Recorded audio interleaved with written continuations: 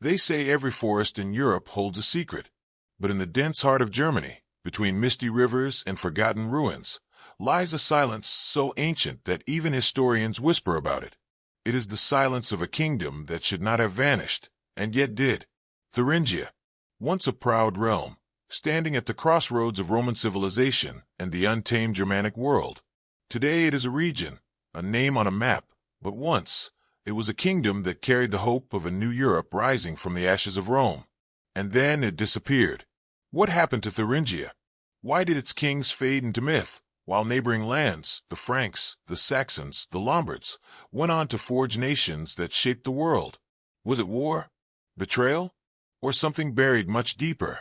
A secret written in the soil and stone? The story of Thuringia is a story of twilight, of an empire dying and another world not yet born. Between the fall of Rome and the rise of medieval Europe, there was a shadow century, a time when no one ruled the world, and the gods of old still lingered among men. Thuringia was born in that twilight. Its land stretched between the rivers Elbe and Main, across what we now call central Germany, green valleys and dark oak forests, where tribes once worshipped the spirits of the trees. Here, Roman coins were still traded centuries after the legions had left, and ruins of Roman forts stood like ghosts on the horizon. To the south lay the fading light of civilization. To the north, the wild frontier of the Saxons. And in between, the Thuringians built something of their own, a kingdom caught between worlds. According to ancient chronicles, the Historia Francorum of Gregory of Tours, the Annals Alemannici, and a handful of other fragile sources, Thuringia rose in the 5th century, as the Western Roman Empire crumbled. No longer a province, no longer a vassal, but something undefined, a kingdom of warriors, bound by blood and legend more than by law. Its rulers were said to descend from both Germanic chiefs and Roman generals, blending the iron discipline of one world with the fierce freedom of another. But there's something strange about Thuringia's story. Unlike the other Germanic kingdoms, the Visigoths in Spain, the Ostrogoths in Italy, the Franks in Gaul, Thuringia left behind no clear legacy of kings, no great capital, no monuments, only fragments, a crown found in a river, a sword buried in a royal grave, a few verses about a lost queen, as if the kingdom itself dissolved into the land, swallowed by the forests it once ruled. Yet the legends endure. They speak of a time when the Thuringian court glittered like the early dawn of medieval Europe, a time when kings and queens danced on the edge of history, between the memory of Rome and the birth of Christendom, when loyalty, love, and revenge decided the fate of an entire people. And at the center of those legends stands one figure, half real, half myth, whose story would echo through German poetry for centuries. Queen Radegund, the saint who fled her crown. But before we reach her tale, we must step back, far back, into the fog of post-Roman Europe, when warlords ruled from wooden halls and Roman bishops still sent letters to pagan kings. For it was in this confusion, this fragile balance between gods and men, that Thuringia took its first breath. The Roman Empire had fallen. The legions had gone home, if home still existed, and in their place, new powers were rising. Tribes once scattered across forests and rivers began to gather, to call themselves kingdoms. The Franks under Clovis, the Burgundians by the Rhone, the Lombards drifting toward Italy, and in the center, the Thuringians, the keepers of the Middle Land. It is said their banner bore the sign of the wolf, the guardian of the forest, the creature that walks between the seen and the unseen. They worshipped old gods under new names, mixing Roman saints with spirits of the earth. Their warriors wore Roman swords, but painted runes on the blades. They lived where the frontier met memory, where Europe itself was being reborn. And yet, even from its birth, Thuringia seemed destined for tragedy. Because between the hungry powers of the Franks in the west and the Saxons in the north, no middle land could remain free forever. Its kings would rise in pride and fall in betrayal. Its queens would pray to God and bleed for love. And its name, though erased from crowns, would echo in the chronicles like a ghost's last whisper. Tonight, we follow that whisper, through chronicles half burned by time, through ruins half swallowed by moss, through myths that still breathe in the hills of Germany. We will uncover what Thuringia was, and what it became: a forgotten kingdom, a legend reborn, and perhaps a mirror of every empire that thought itself eternal. The landscape of early Thuringia was not made by kings, but by rivers. The Sala, the Unstrut, the Vera, streams that carved through valleys thick with oak and ash. They carried not only water, but stories, memories of a time before names. When Rome fell, its marble cities cracked and its legions scattered. But here, in the forests of central Germania, something else began to stir. A civilization without cities, a kingdom without borders. Archaeologists describe this land as a meeting point, not a frontier, but a seam where civilizations stitched themselves together.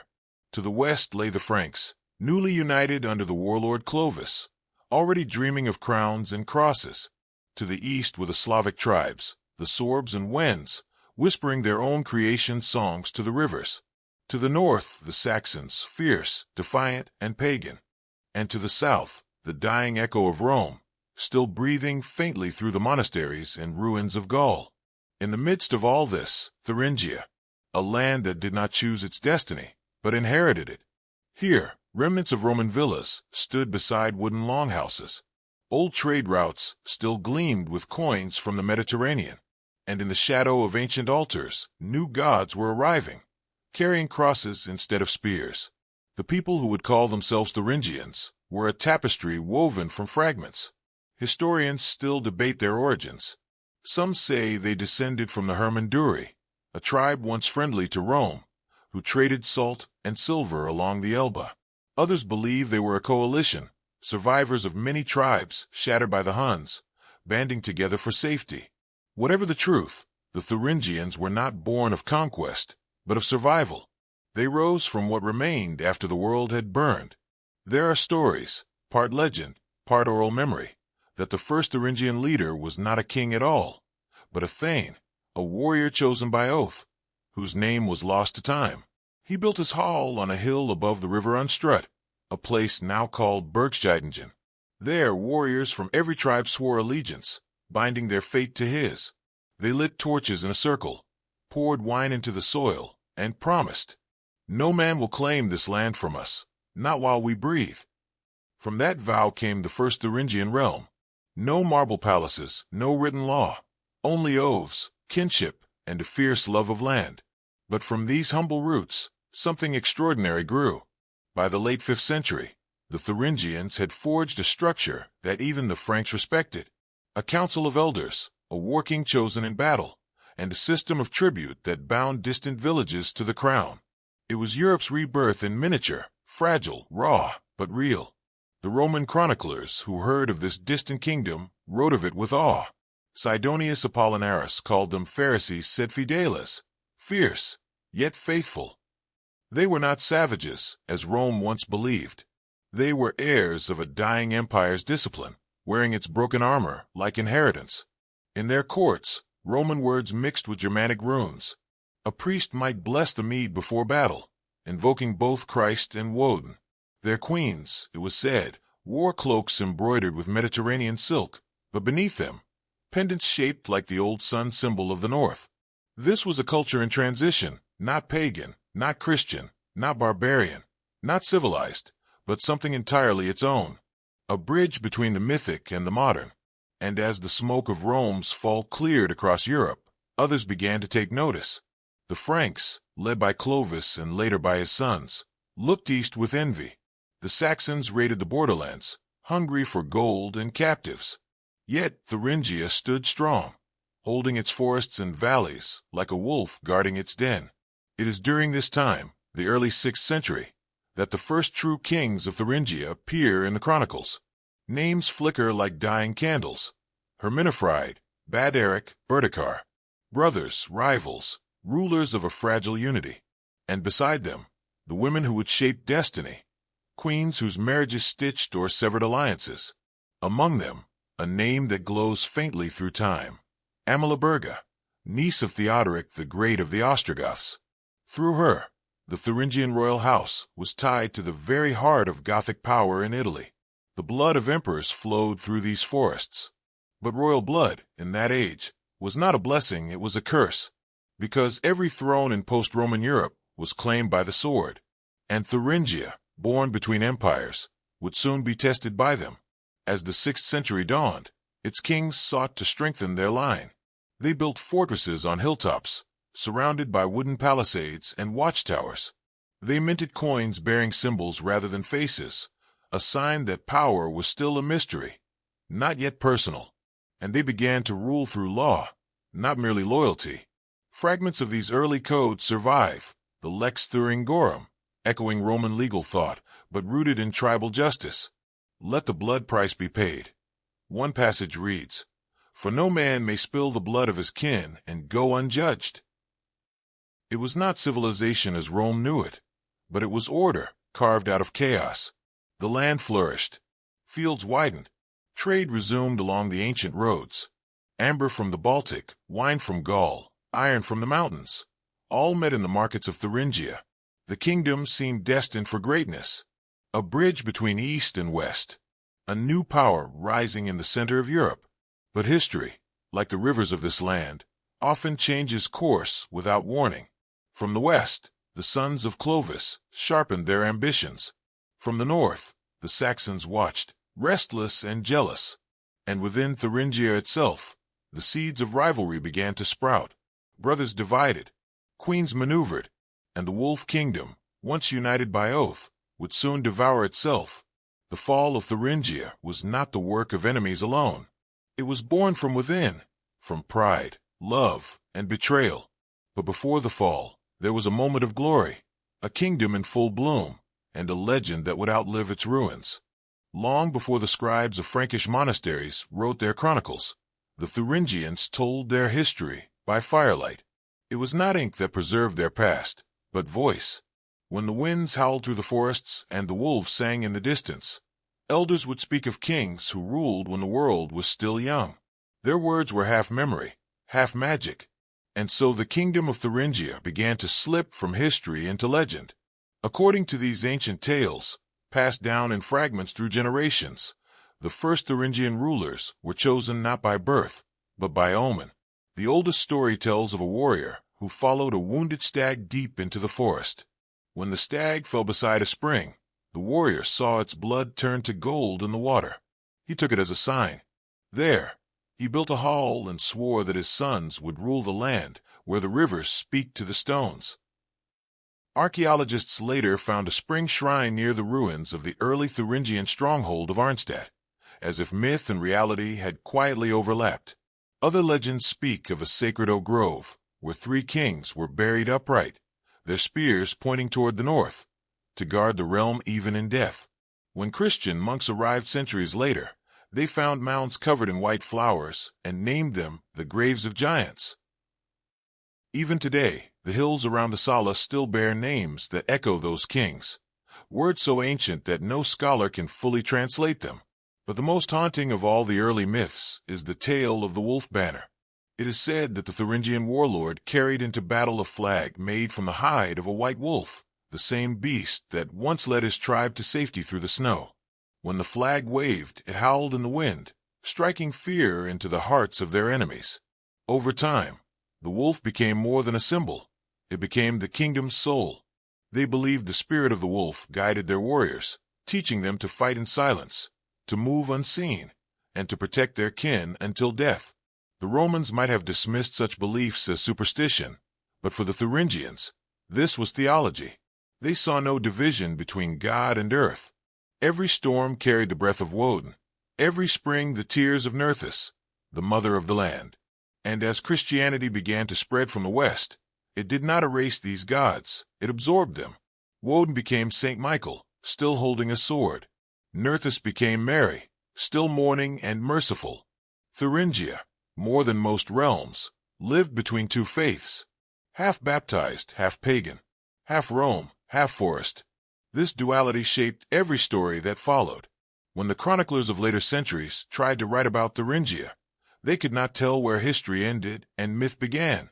Gregory of Tours, writing in the 6th century, described its kings with both admiration and suspicion. He called them noble yet cursed. Noble, for their bloodlines stretched across Europe. Cursed, because their pride invited ruin. Among the earliest of these rulers was King Herminifride, a figure wrapped in legend and tragedy. The chronicles describe him as tall, fierce, ambitious, a man who dreamed of uniting all the Germanic peoples under one banner. Some said he was blessed by the old gods, others that he was touched by madness.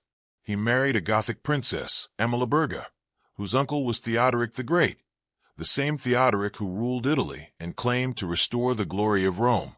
Through her, Thuringia reached the height of its power. Through her, it would also fall.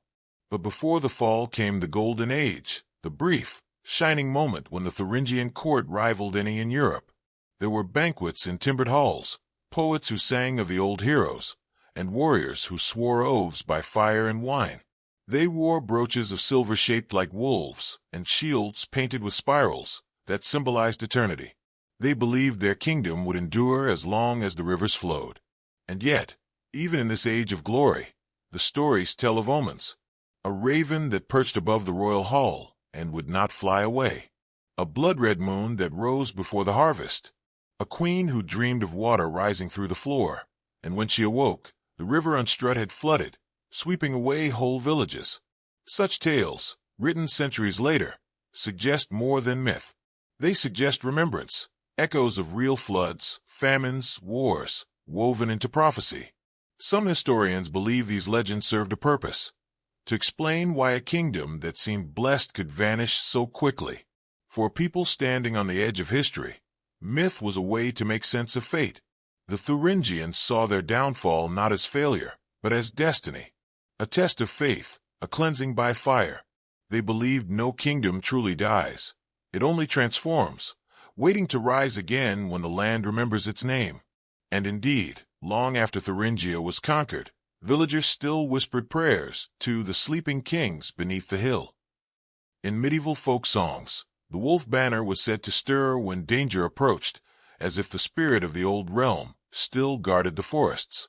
Even today, in the coat of arms of modern Thuringia, you can still see it, a faint echo of the wolf, reborn as a lion, surrounded by stars. But how did this realm, blessed with beauty, strength, and legend, fall so swiftly into silence? The answer lies not in the myths, but in what followed them, in the love and betrayal that shattered its royal bloodline, and the queen whose sorrow would turn to sainthood. The court of Thuringia stood at its height beneath the reign of King Herminifride. In his hall, built of oak and iron, overlooking the valleys of the Unstrut, kings and envoys once gathered. It was a place of voices and smoke, of laughter and plotting, where the air itself seemed to shimmer with ambition. The chronicles tell us that Herminifride was unlike other Germanic rulers. He was no mere warlord. He saw himself as the heir of Rome, a man who could bring order to chaos and forge a single realm from the scattered tribes of the old empire. But power, in that twilight of history, was not inherited easily. It had to be seized, tested, and constantly defended. And Herminifride's own family would prove his undoing. He was one of three brothers, Berticar and Baderic, who ruled different parts of Thuringia in uneasy alliance. Together, they commanded a vast land stretching from the Harz Mountains to the main river. But unity was fragile. Each brother claimed the title of Rex, and each mistrusted the others. Their rivalry was the spark that would ignite the fall. The story begins, as so many tragedies do, with a marriage. Herminifride sought to strengthen his hand by wedding Amalaberga, a princess of the Ostrogothic royal line, niece of Theodoric the Great, ruler of Italy. Through her, the Thuringian king bound himself to the most powerful dynasty in Europe. But with her came a new kind of influence, one born not of swords, but of whispers. Amalaberga was renowned for her intellect and her pride. Raised in the glittering Gothic court of Ravenna, she had known the grandeur of Roman ceremony and the subtleties of diplomacy. When she arrived in Thuringia, she found a rougher world, wooden halls, roaring feasts, and warriors who settled disputes with axes, not words. Yet she adapted quickly, wrapping her refinement around the savage customs of the north, like silk on steel. The chroniclers say she held the heart of the king, and slowly, she began to guide his hand. Her first counsel was unity. "Your brothers are your rivals," she told him.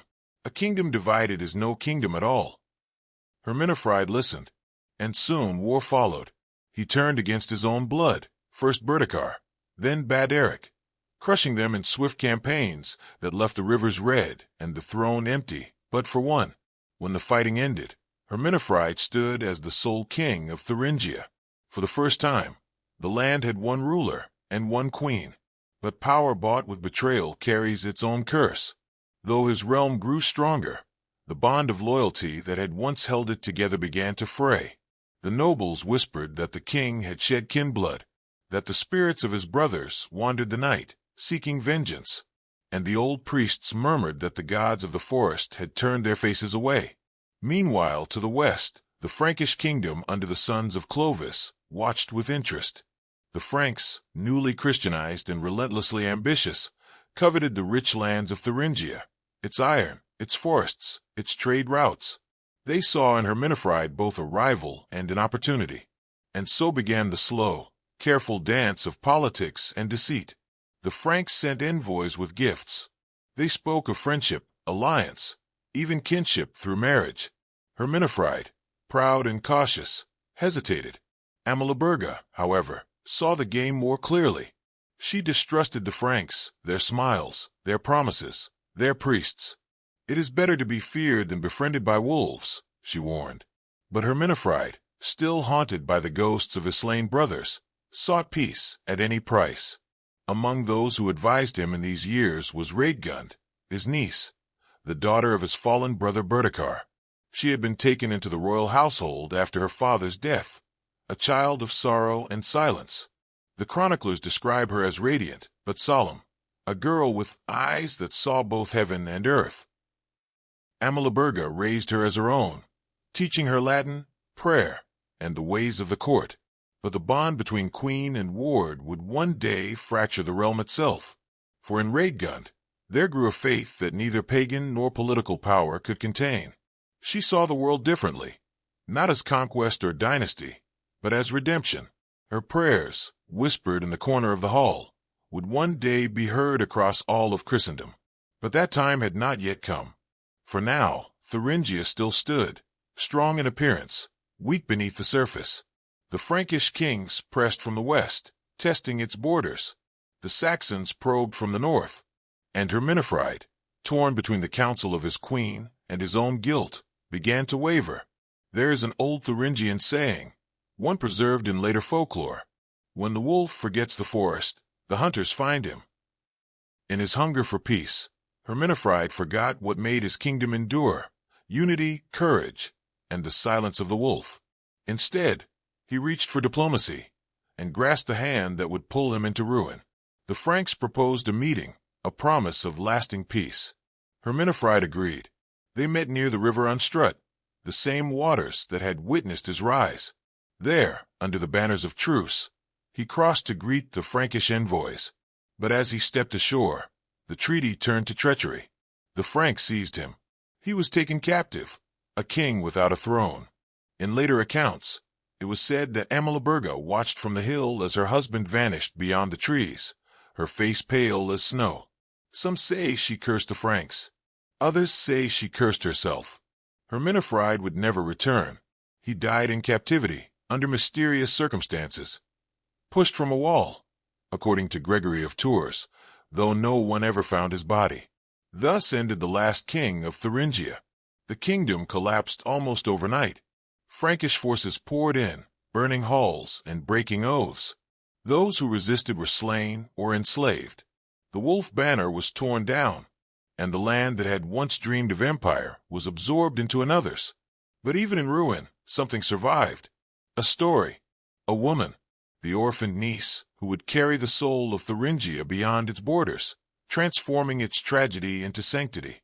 Her name was Radegund, and her destiny would turn from crown to cross. When the fires of Thuringia dimmed and the Franks claimed its ashes, one figure remained, quiet, unbroken, and radiant as the dawn after ruin.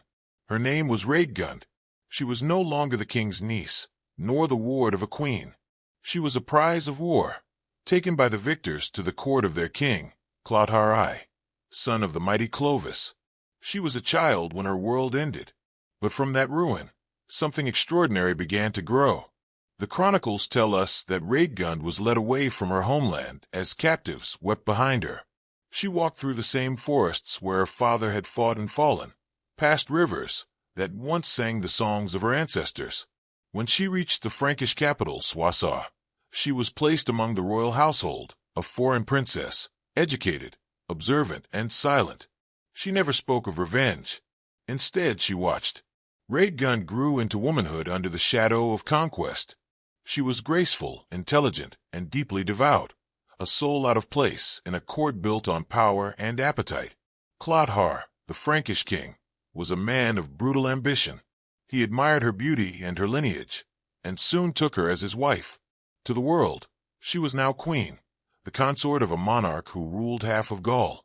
But to Radegund, the crown was not honor, it was a shackle. She lived surrounded by splendor, silk from Byzantium, gold from Lombardy, perfumes from the south.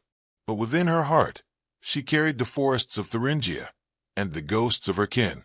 The songs of the old kingdom never left her. They whispered in her prayers, in the silence between Mass and midnight. She saw in every gem of her crown the memory of a wound. And then came the moment that broke her earthly bond forever. The chronicles say that one day, Clothar ordered the death of her brother, the last surviving prince of Thuringia, a boy who posed no threat, save the blood that ran through his veins. Radegund's world shattered.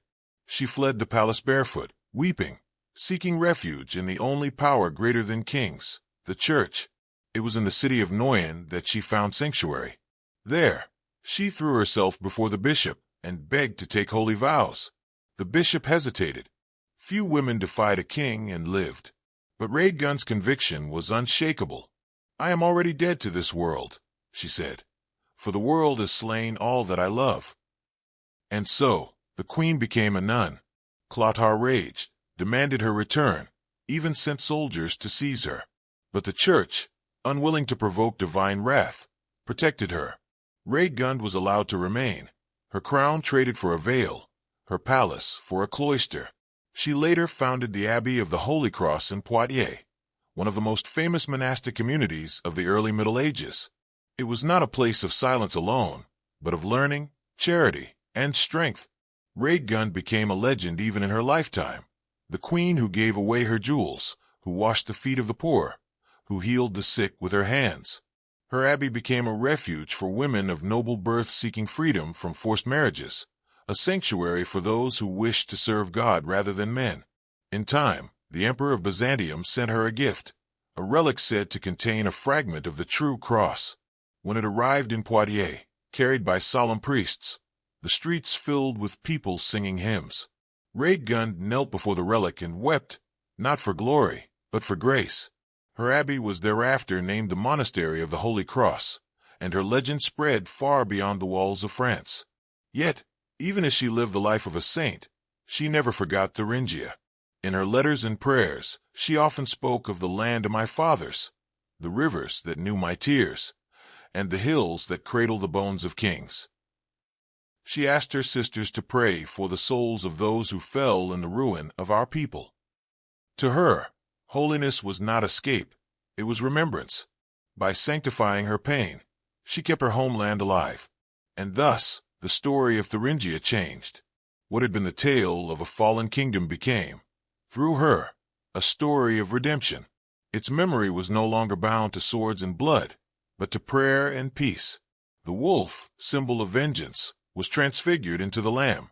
Through Radegund, the spirit of her people found absolution. When she died, sometime around 587, the bells of Poitiers tolled for a queen who no longer wore her crown.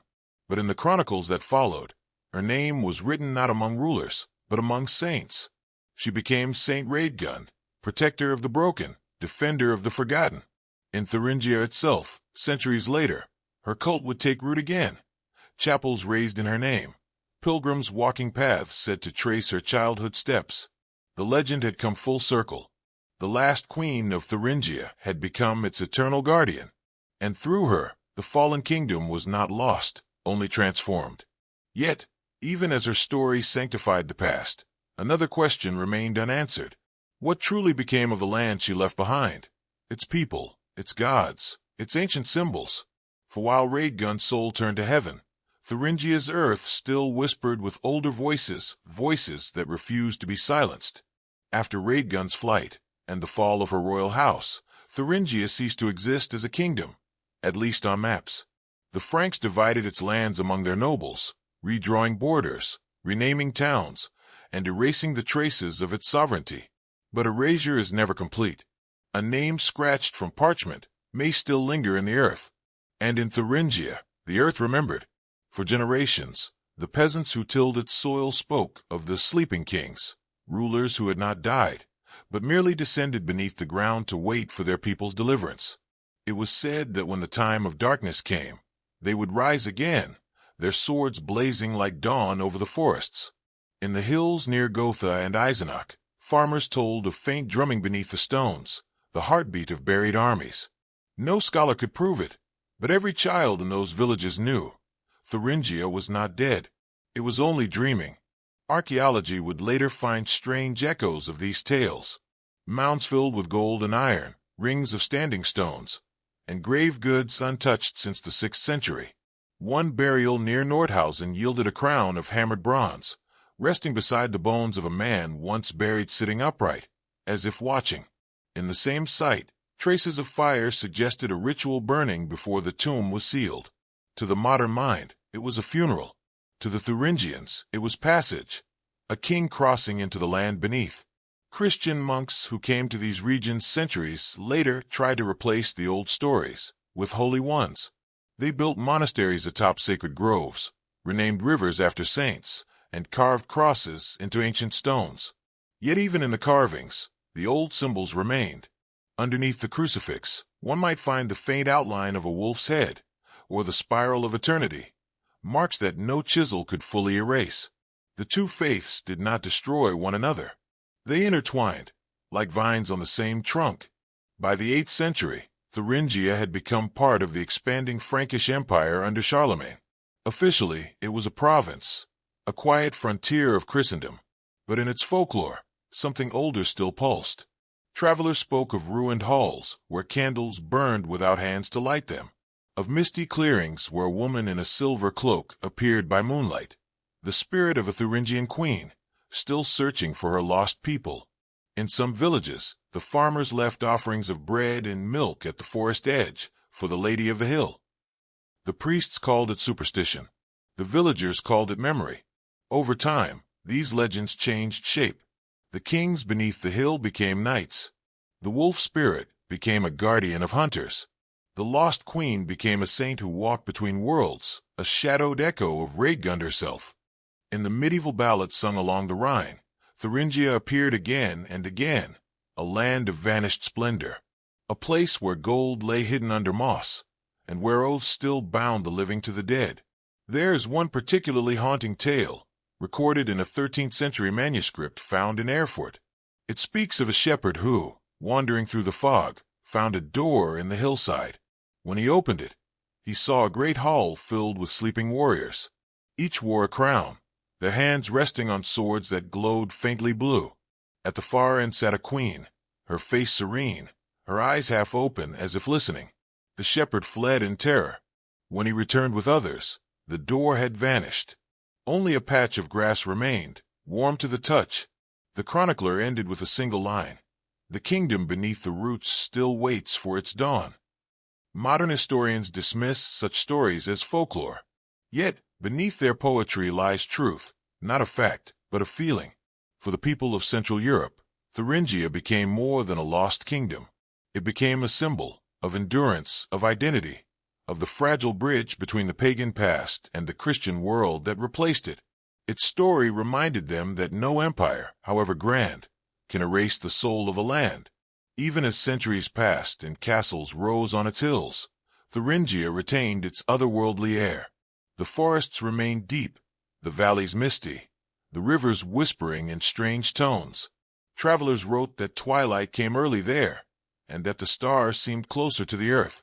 In winter, wolves still prowled the woods, as if guarding invisible borders.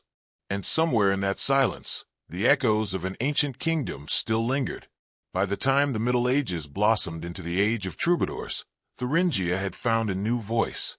At the Wardbug Castle, near Eisenach, poets and musicians gathered to sing of love, virtue, and the eternal struggle between faith and desire. There, in the 13th century, a new legend was born, that of Saint Elizabeth of Hungary, who would become the spiritual heir to Radegund. Like her Thuringian predecessor, Elizabeth renounced wealth and devoted herself to the poor. It was as if the spirit of the old saint had returned, reborn in another age, in the same land. Through these women, the sacred lineage of Thuringia endured, no longer royal, but divine. And yet, for all the saints and scholars, for all the churches and chronicles, one mystery refused to fade. What lay buried beneath the hills of the old kingdom?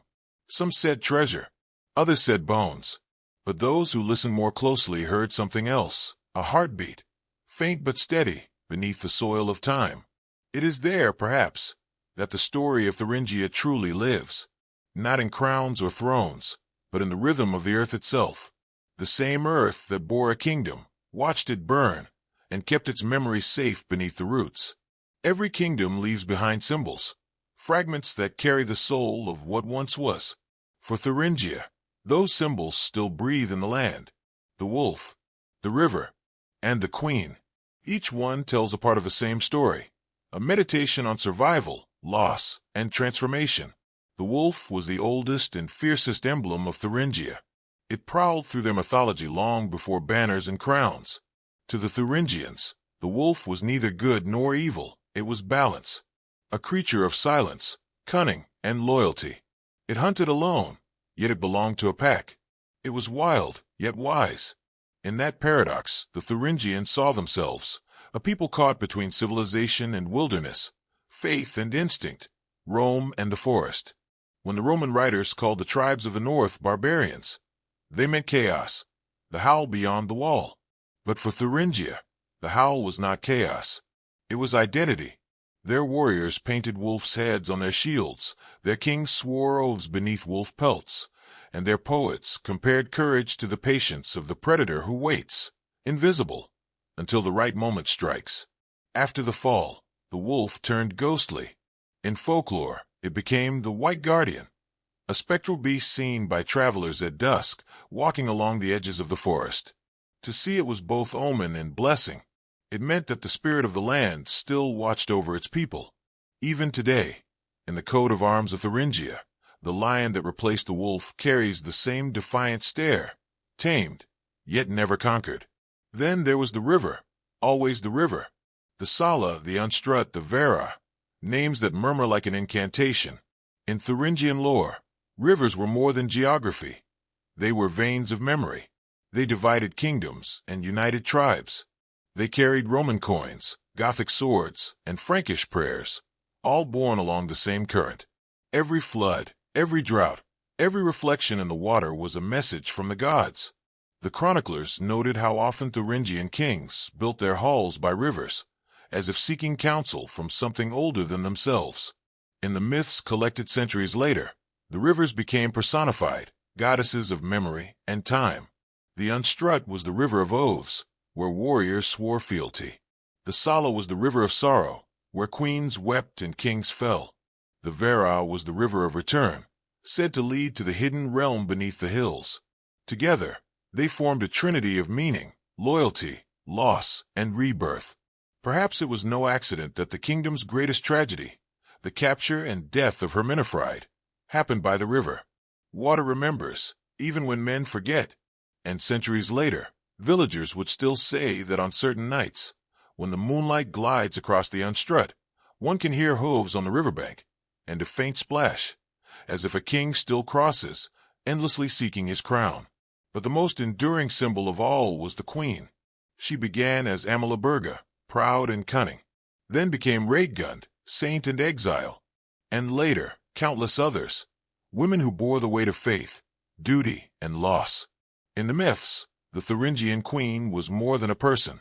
She was the soul of the land itself, beautiful, wounded, and resilient. When the kingdom fell, she did not die. She transformed. In medieval poetry, she reappeared as the Lady of the Hill, guarding the treasures of the old realm. In Christian legend, she became a weeping Madonna, praying for her people. In romantic tales of the 19th century, she was reborn yet again, a noble woman walking through the ruins of her ancestors, hearing voices in the wind. Every age reimagined her, because every age needed her. She was the embodiment of Thuringia's eternal paradox, strength and sorrow, sanctity and ruin. To understand these symbols, the wolf, the river, the queen, is to see how myth and memory sustain each other. They are not superstition. They are survival. When kingdoms collapse, people tell stories not just to remember, but to rebuild meaning. The myth becomes a shelter for truth too fragile to stand alone. And that is why Thuringia endures. Its history may be fragmented, half burned, half buried, but its symbols are alive. They live in heraldry and folklore, in the names of towns and the patterns carved on old stones. They whisper through the forests when the wind moves just right. There's a Thuringian folk song, recorded in the 18th century but surely older, that captures the spirit in just a few lines. The wolf lies sleeping under the tree. The river hums its memory. The queen walks softly through the dew. The dawn remembers all we knew. It is both lullaby and elegy, a melody of survival. It reminds us that what is lost is not gone. It merely waits for the heart to listen. And yet, beyond legend and song, something else happened.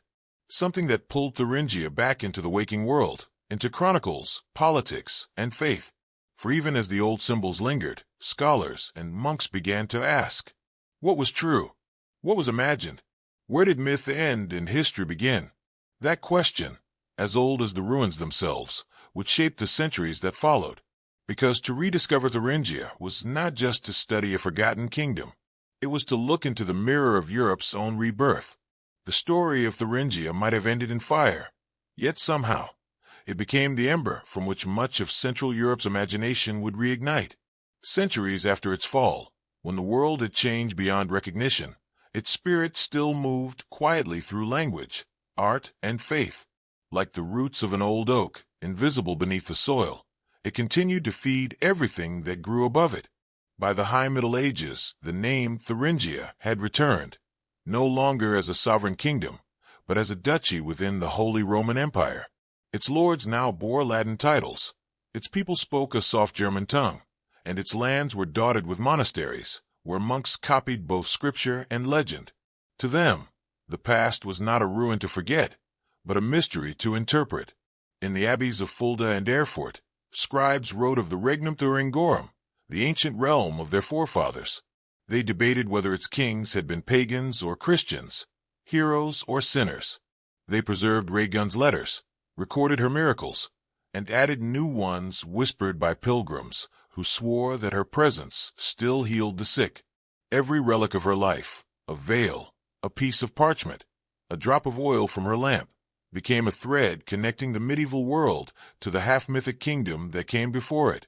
But beyond faith, Thuringia's echo also lived in language. Many of the Germanic words that first took written form here still shape modern speech. The word Reich, meaning realm, likely carried some of its earliest resonance in these valleys. The dialects of Thuringia preserved Roman loanwords long after they vanished elsewhere, remnants of a time when Latin merchants traded with forest tribes. In this mixture of tongues, one can hear Europe itself forming, neither Roman nor Germanic, but something in between, a linguistic reflection of the land's hybrid soul. As the centuries turned, art began to inherit the myth. Painters of the Gothic and Renaissance periods reimagined Thuringia saints and rulers in divine hues. Radegund appeared in golden light, holding the true cross, her face calm but sorrowful, half queen, half angel. In stained glass, she stands beside Mary Magdalene and St. Catherine, as if the church itself recognized her as both sinner and redeemer, woman and world. At Wardbug Castle, once a fortress of dukes, later a cradle of culture, poets gathered to sing.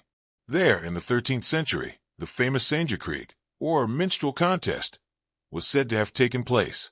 The legend tells of bards competing in song before a Thuringian landgrave, their verses filled with love, virtue, and fate. The castle's great hall still echoes with their imagined voices, immortalized in operas and art centuries later. Among them, a single theme endures, that beauty is fleeting, but the song remains. much like the kingdom that inspired it. Even Christian mysticism bore Thuringian roots. The abbess Mechthild of Magdeburg, writing in the 13th century, described visions of forests filled with divine light, imagery that feels unmistakably native to this land. And when Martin Luther sought refuge at the Wartburg in the 16th century, translating the Bible into German, it was in Thuringia that he did so. He worked in a room above the mists of Eisenach, surrounded by the same hills that had once hidden kings and saints. It is said he often walked the forest paths at dusk, murmuring scripture, listening to the sound of the wind through the trees, a sound the locals called der Atem der Alten, the breath of the ancients. Whether he knew it or not, the land he stood upon had always been holy ground for those who sought rebirth. In this way, Thuringia became more than a geographical space. It became a symbol of continuity, the quiet heart of Germany, where every age seemed to return to rediscover its soul, where Rome met the forest, and the modern world found its voice. Even in folk tradition, the old spirit refused to fade. During spring festivals, villagers still wove wreaths of oak leaves, not for the gods of old, but for Saint Radegund, who had once walked barefoot through their land. They lit fires on hilltops to celebrate renewal, and though the priests called them Easter fires, the people whispered that the flames were for the sleeping kings beneath the hills, to keep them warm until their awakening. It was a compromise between faith and memory, between cross and crown. In Thuringia, they had always been one and the same, and so the centuries layered themselves like pages of a book, each rewriting the one before, yet never erasing the first line. Here once was a kingdom. Its ruins became gardens. Its battles became songs. Its saints became symbols of redemption. No empire could conquer that kind of endurance, because it lived not in walls, but in the collective imagination of a people. By the dawn of the Renaissance, Thuringia was no longer a mystery to its own inhabitants. It was a mirror, a reminder that identity is not forged by power, but by memory. The forest that once hid the cries of war now sheltered monasteries and schools. The rivers that carried blood now reflected bridges and bell towers. But under it all, beneath every church, every cobblestone, every echoing hymn, the old rhythm still pulsed, steady and unseen. For if you stand today on a Thuringian hill at sunset, the wind carries more than the scent of pine. It carries centuries, and in that breath, faint but clear, you might still hear it, the call of the wolf, the whisper of the river, and the voice of the queen who never stopped praying for her people. The rediscovery of Thuringia did not begin in a monastery or a castle. It began in the ground. In the late 19th century, when the industrial age sent railway lines cutting through the heart of Germany, workers digging in the soil began to unearth fragments of another world.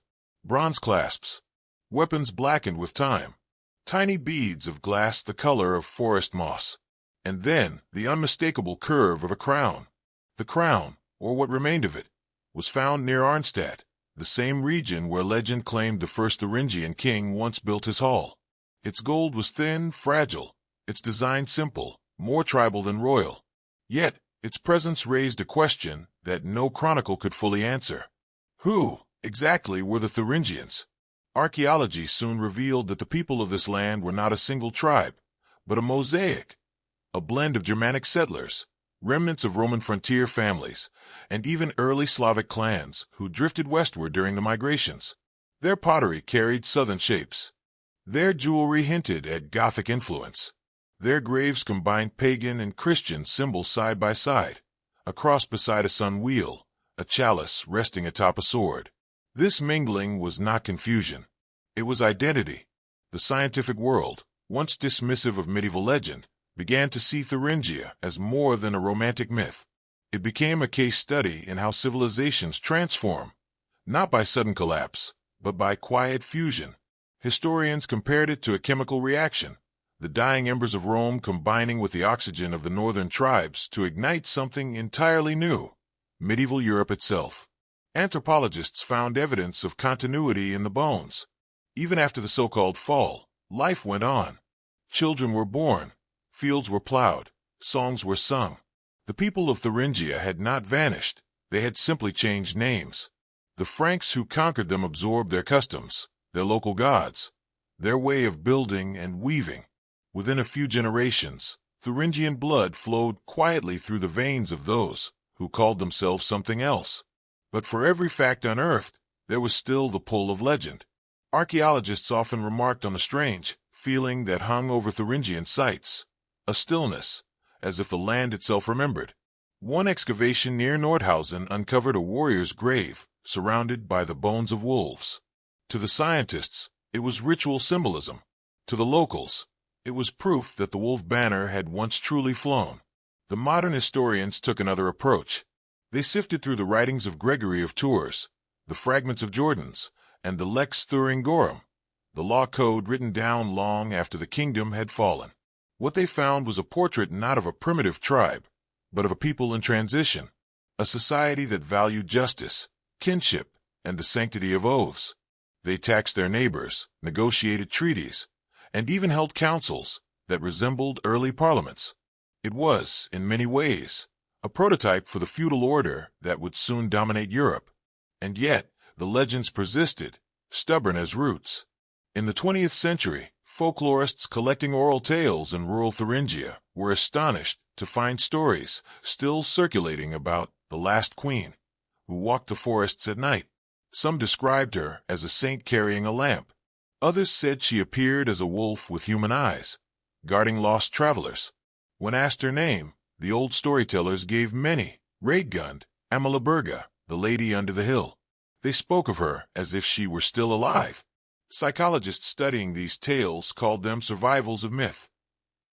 But the villagers insisted, she is not a myth. She is the land.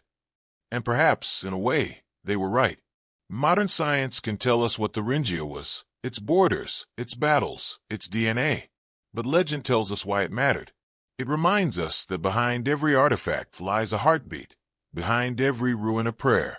The historian may date a sword to the 6th century, but the child who hears the story of the sleeping kings believes something deeper, that courage and loss, once joined, can never be buried. Even linguists studying local dialects noticed remnants of ancient phrasing that no longer existed elsewhere in German. Words that described the shimmer of moonlight on water, the hush before a storm, or the scent of wet oak. Words that, like the myths, refused translation. They belonged only to this land. They were the voice of a kingdom that had learned how to whisper through time. And then came the most poetic discovery of all. In 2002, during restoration work near Eisenach, archaeologists unearthed a small wooden tablet carved with runes. Its inscription, barely legible, read, "The river remembers." No one could say who wrote it, or when, but it seemed to echo every story ever told about Thuringia, from the wolf to the queen to the sleeping kings. It was as if the land itself had left a message to the future. Science, it seems, had not disproved the myth. It had only revealed its depth. For the more we learn about Thuringia, its people, its culture, its endurance, the more we see that myth and history are not enemies. They are two halves of the same mirror. One reflects the past as it was. The other reflects what the heart remembers. And perhaps that is why, even now, in a century defined by reason and data, travelers still visit these forests in search of something they cannot name. They come for the ruins, but they leave with silence, the kind that feels ancient, alive, and strangely familiar.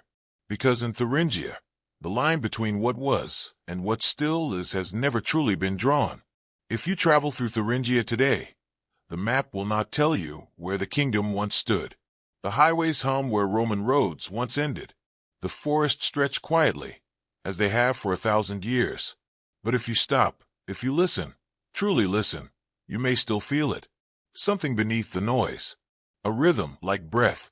The memory of a crown that refused to vanish. Every civilization that has ever risen believes it will last forever. Rome did. So did the empires that came after. But the ruins of Thuringia remind us that permanence is an illusion, and that what endures is not the empire, but the echo, the spirit that survives collapse, the story that outlives the stone. What, then, is Thuringia to us? Not a kingdom of borders or kings, but an idea, the moment when old worlds and new collided, and from that collision, something living emerged, a bridge between what humanity remembers and what it dares to dream again. When the Thuringians carved their symbols into wood and bronze, the wolf, the river, the spiral, they were not creating myths for us to dissect. They were writing love letters to existence. They were saying, "We were here. We felt. We believed." And across 15 centuries, their message still reaches us. The wolf teaches vigilance, to remain true even in exile. The river teaches patience, to keep flowing, even when the course changes. And the queen, she teaches compassion, that power without mercy is dust, and that loss, when accepted, becomes a form of grace. These are not relics. They are truths wearing ancient names. In a world that measures history by conquest, Thuringia is a whisper that says, the truest legacy is transformation, that the end of one world is only the beginning of another. For when the crown of Thuringia fell into the river, it was not lost, it was baptized. And from that baptism came centuries of faith, art, and remembrance. You can see its pulse in the poetry of the Minzingers, who sang of unseen queens in hidden halls, in the stained glass of Gothic cathedrals, where saints look out with eyes that could only have belonged to Radegund, in the soft cadence of the German language itself, shaped by the tongues that once whispered around Thuringian fires, and in the quiet resilience of its people, who rebuilt, reimagined, and kept the name alive long after its kings were dust. The scholar may call it cultural memory. The poet might call it reincarnation. But in truth, it is something simpler. It is the human refusal to forget beauty, even in defeat. Every nation, every age, carries its own Thuringia, a lost realm somewhere between myth and memory, a place that reminds us that our beginnings are never as clear as we think, and our endings are never truly the end. We all inherit fragments of forgotten kingdoms, the courage of their rise, the sorrow of their fall, and the faith that their meaning endures. And perhaps that is why the legend still matters, because in remembering Thuringia, we remember ourselves, the fragile builders of worlds that crumble, and the dreamers who, even in ruin, keep singing. So when you walk the forests of Germany and see a lone wolf's track in the mud, or hear a river whispering beneath the oaks, imagine this.